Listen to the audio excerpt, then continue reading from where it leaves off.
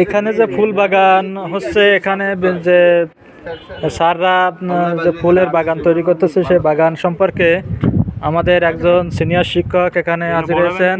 সেই শিক্ষকের আমরা একটু মন্তব্যটা নিব। এখানে আমাদের বিশ্বপতি স্যার আসছেন।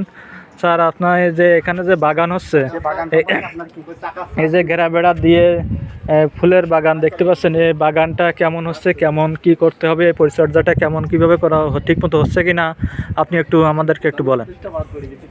ধন্যবাদ।